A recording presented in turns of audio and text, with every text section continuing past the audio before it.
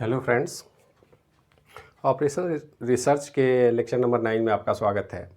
पिछले प्रॉब्लम में हमने देखा था मैक्सिमाइजेशन का प्रॉब्लम था। वहाँ हमारा इंटरेस्ट था कि प्रॉफिट को कैसे मैक्सिमाइज करें।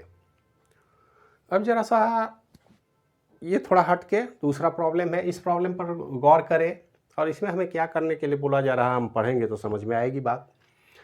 ये प्रॉब्लम है एक कंपनी का। ठीक है, एक कंपनी ओन्स 2 फ्लोर मिल्स। उसके पास 2 मिल हैं, मिल 1 मिल 2 हमने नाम दे रखा है, विथ डिफरेंट प्रोडक्शन कैपेसिटी। उन दोनों मिल की प्रोडक्शन कैपेसिटी अलग अलग है और capacities for high, medium and low quality floor. Flour mill है, फ्लोर मिल का मतलब आटा चक्की आप मान के चलें। और उनके पास कैपेसिटी है जो डिफरेंट 2 मिल हैं, हर मिल की अपनी कैपेसिटी है। मिल 1 हाई, मीडियम और लो क्वालिटी का आटा पीस सकता है। इसी के साथ मिल 2 की भी अपनी कैपेसिटी है। तो 2 मिल हमने लगा रखे हैं और हर मिल की अपनी कैपेसिटी है। कुछ वो मंथली या आवरली आटा पीसने का काम करता है। अब देखिए नेक्स्ट पॉइंट क्या कहता है कि company contact to supply a firm every month at least 8, 12 and 24 quintal of each quality respectively per month. इसका मतलब है कि कंपनी अब कॉन्टैक्ट में जा रही है। कंपनी की अपनी कैपेसिटी हो गई, पहले 2 मिल है उनके पास, दोनों ही मिल हाई, मीडियम और लो क्वालिटी का फ्लोर प्रोड्यूस कर सकता है। कंपनी अब कॉन्टैक्ट किसी तीसरी फर्म से कर रही है और उस फर्म के साथ एग्रीमेंट उनका है 8, 12 और 24 क्विंटल ऑफ ईच क्वालिटी, मतलब high, medium, low quality product respectively per month.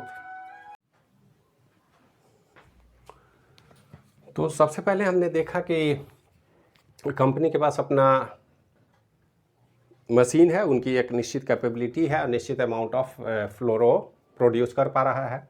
Company ने एग्रीमेंट कर लिया 8, 12 और 24 quintal of each quality respectively per month. Per month वो सप्लाई करने के लिए फर्म से कॉन्टैक्ट कर लिया कि मिनिमम इतना हम दे पाएंगे। एट लीस्ट, मैक्सिमम क्या देंगे वो नहीं पता, लेकिन मिनिमम इतना हम सप्लाई आपको कर पाएंगे या करेंगे। The first mill produces 6 kg, अब kg मान लें, क्विंटल मान लें, 6 क्विंटल।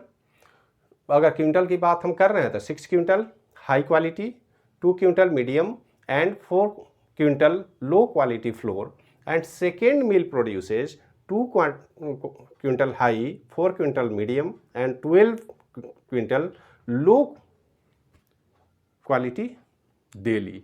अब देखिए ये डेली कर रहा है, ये मंथली इन्होंने एग्रीमेंट किया है और इस मंथली एग्रीमेंट के बाद इनकी जो प्रोड्यूसिंग कैपेसिटी है वो डेली पर है। ये भी ध्यान में रखना है, हमको महीने में सप्लाई करना था और ये पर डे के हिसाब से प्रोड्यूसर मशीन की कैपेसिटी बहुत अधिक है। अब इस मशीन को चलाने में the cost to run the mill 1 is ₹2000 and mill 2 is 1500।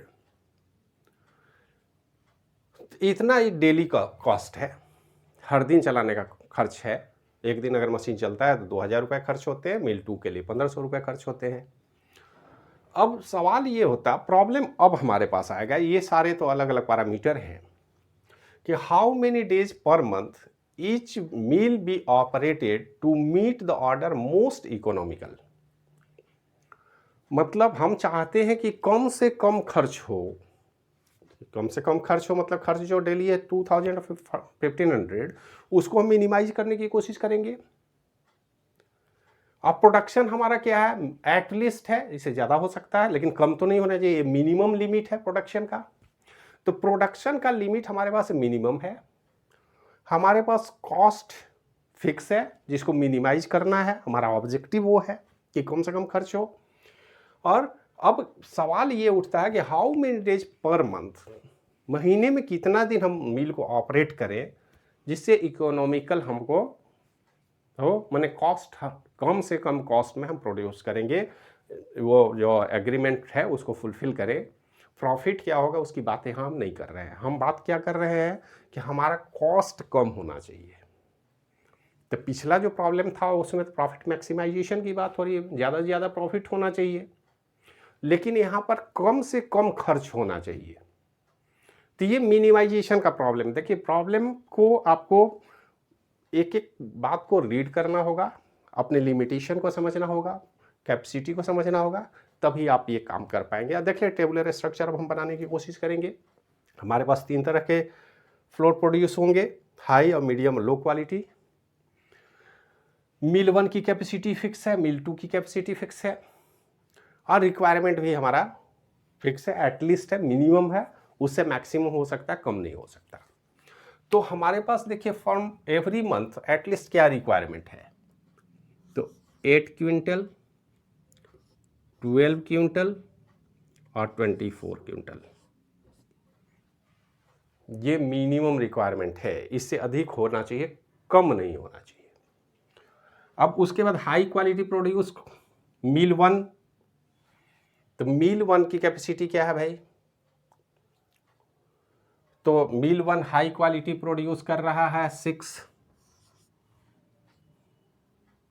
2 and 4। मिल 2 की कैपेसिटी, प्रोडक्शन कैपेसिटी 2, 4 और 12। ये हमारे कंडीशन आ गए, टेबुलर स्ट्रक्चर में आ गए। अब इस टेबल को हम आसानी से समझ सकते हैं, और इस प्रॉब्लम में ऑब्जेक्टिव हमारा है मिनिमाइज द कॉस्ट, माने मिनिमाइजेशन का प्रॉब्लम है, एक बात ध्यान में रखेंगे। और जो कांस्टेंट हैं वो ग्रेटर देन, ये मिनिमम लिमिट है, इससे अधिक होने चाहिए, कम नहीं होने चाहिए। तो इसका फॉर्मुलेशन क्या होगा, हमारा ऑब्जेक्टिव फंक्शन क्या होगा भाई, ऑब्जेक्टिव फंक्शन को अब हम सीधे जेड से रिप्रेजेंट करेंगे। तो जेड से अगर मान लेते हैं हम कांस्टेंट वेरिएबल ले लें एक्स और x1 x2, तो ये बोलता है 2000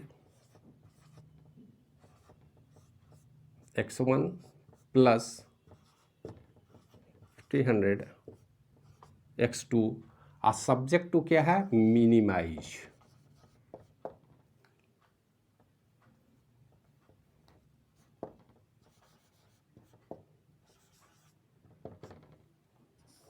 हमको मिनिमाइज करना प्रॉब्लम को।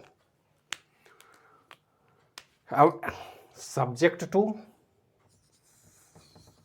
मतलब कांस्टेंट क्या है, subject to 6x1 plus 2x2, और ये क्या होना चाहिए, ये है इक्वल और greater than 8। Next 2x1 plus 4x2 greater than 12। Next 4x1 plus 12x2 greater than 24, और x1 and x2 is equal और ग्रेटर देन 0। ये हमारा इनइक्वलिटी का प्रॉब्लम है, एग्जैक्ट इक्वल नहीं है।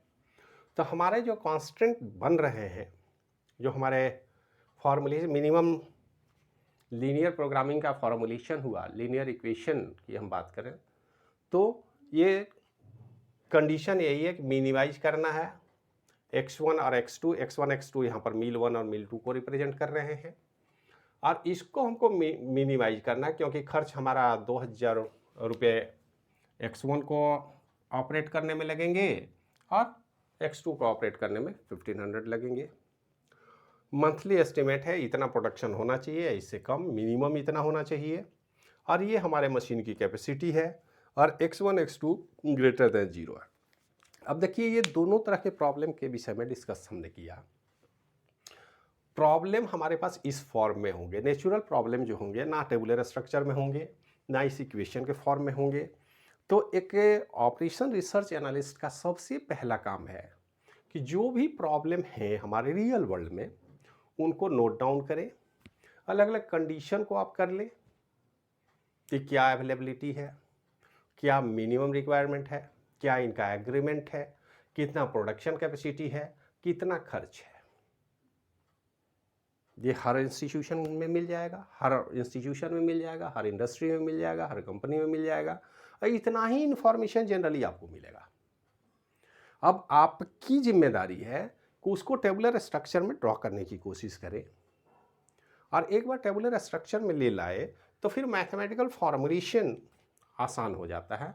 हम आसानी से उस इक्वेशन को ड्रॉ कर सकते हैं, डिज़ाइन कर सकते हैं, और सब्जेक्टिव फंक्शन को हम बना सकते हैं, और उसके बाद अपना ऑब्जेक्टिव फंक्शन को भी डिफाइन कर सकते हैं कि हमारा ऑब्जेक्टिव एक्चुअल में मिनिमाइजेशन का प्रॉब्लम है, मैक्सिमाइजेशन का प्रॉब्लम है, कांस्टेंट क्या है, और इसके आधार पर हमको रिजल्ट बनाना है, इसके आधार पर हमको डिज़ाइन करना है प्रॉब्लम।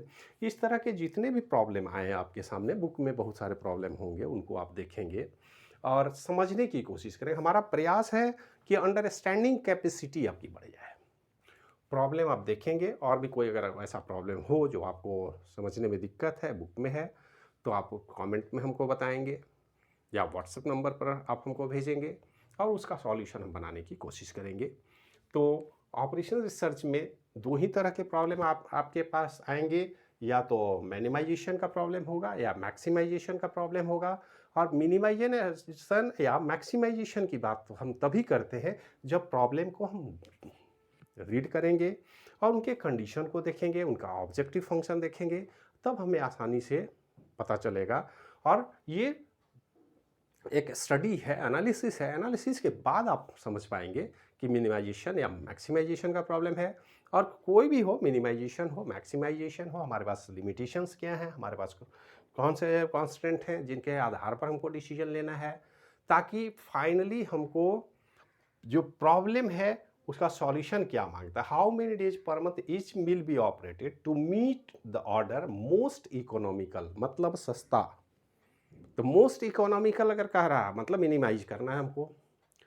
अब मोस्ट प्रॉफिटेबल की बात अगर होती किसी दूसरे प्रॉब्लम में, तो आप समझ रही कि मैक्सिमाइज करना है, प्रॉफिट हमेशा बढ़ाने की कोशिश होती है। एक्सपेंडिचर हमेशा घटाने की बात हो रही है, इकोनॉमिकल। अब यहाँ खर्च को हम कम करेंगे, हमारा कंडीशन तो फिक्स है, कैपेसिटी फिक्स है, एग्रीमेंट फिक्स है, हमको सप्लाई करना ही करना है, लेकिन कम से कम खर्च हो। अब कम खर्च के लिए हमारा जो रिक्वायरमेंट है वो तो फिक्स है, उसमें कोई बदलाव नहीं होगा।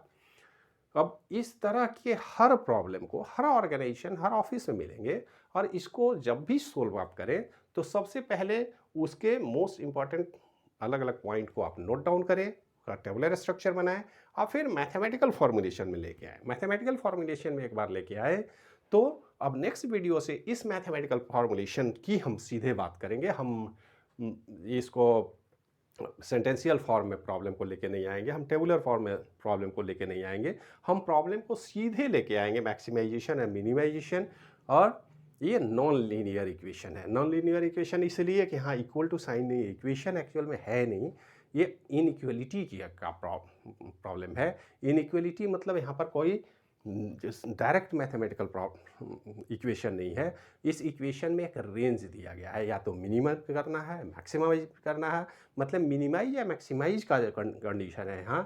यहाँ पर कोई मैथमेटिकल डायरेक्ट इक्वेशन नहीं है, लेकिन अब इसी इक्वेशन के आधार पर हम इसके प्रॉब्लम को सॉल्व करने की कोशिश करेंगे, और भी कुछ मैथमेटिकल टर्म आएंगे जिन पर हम लोग ध्यान देंगे। लेकिन अब हम अगली वीडियो लेक्चर में हम सीधे प्रॉब्लम के मैथमेटिकल फॉर्मुलेशन को लेकर के इसके सॉल्यूशन की ओर बढ़ेंगे, ताकि आप आसानी से ये काम कर सकें। उसके पहले अब किसी भी नेचुरल प्रॉब्लम को टेबुलर स्ट्रक्चर में कैसे लाएंगे और उसका मैथमेटिकल फॉर्मुलेशन कैसे करेंगे, हम ये मान के चल रहे हैं कि आप इसको समझ गए हैं। अगर कोई भी दिक्कत है तो इसके पिछले के वीडियो लेक्चर को और इस लेक्चर को बढ़िया से देखिए, बार बार देखिए, जब तक आपको समझ में नहीं आया। फिर भी कोई प्रॉब्लम है तो आप कमेंट में हमको बताएंगे, उस पर हम लोग डिस्कशन करेंगे। इस वीडियो में इतना ही। देखने के लिए धन्यवाद।